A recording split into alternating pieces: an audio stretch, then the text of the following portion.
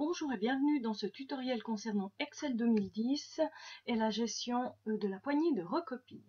Cette possibilité va nous permettre de créer des chaînes, des listes de chiffres, de dates, de mots automatiquement avec cette option de poignée de recopie. Dans l'exemple que je vais vous montrer, ici j'ai le chiffre 1. Je vais venir avec mon curseur en bas à droite de la cellule et je vais obtenir une croix. Dès le moment que j'obtiens cette croix, si je clique avec la souris, que je maintiens la souris enfoncée et que je déplace mon curseur dans d'autres cellules en dessous, par exemple, je vois que j'ai juste en dessous de ma petite croix noire le chiffre 1.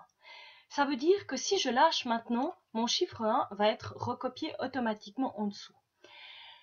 J'ai une petite balise ici qui me permet de copier les données, c'est ce qu'il vient de me faire, mais aussi d'incrémenter une série. Ça veut dire qu'il va continuer ma série 1, 2, 3, 4 automatiquement. Je vous remontre cette possibilité. Je rajoute mon chiffre 1 dans cette cellule et cette fois je reviens me positionner en bas à droite de la cellule et cette fois je vais appuyer sur la touche CTRL en même temps que je vais tirer et là on voit que j'avais incrémenté directement. Ça m'évite de passer par la petite balise qui se trouve en bas à droite de ma sélection ensuite. Donc j'aurais pu que recopier les données ou je peux incrémenter. Donc j'ai appuyé sur la touche CTRL. Maintenant, il y a encore une autre possibilité. Si je mets 1 et 2, je n'aurai plus besoin d'appuyer sur la touche CTRL parce que vous allez voir que quand je vais tirer, il va comprendre automatiquement quel est l'intervalle entre les chiffres que je veux automatiquement. Si je mets le chiffre 5, 10, par exemple, il va comprendre que je veux incrémenter de 5 en 5.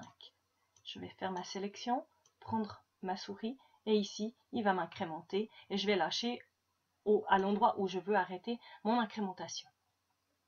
Ça fonctionne aussi pour des dates. Je clique sur ma date, je prends ici en bas à droite de la cellule et je tire et là, ça va m'incrémenter directement d'un jour.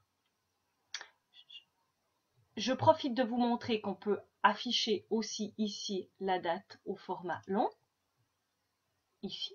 Et ça va mettre la date samedi 8 août 2015 au lieu d'afficher la date courte qui est l'autre possibilité, date longue et date courte dans le format d'affichage. Je peux aussi incrémenter des jours de semaine, toujours la même chose, j'écris mon jour et ici je peux incrémenter ma liste de jours. Je peux faire la même chose avec les mois, par exemple. Et je peux même, si par exemple je décide de faire tout un mois sur deux, janvier, février, je vais mettre mars.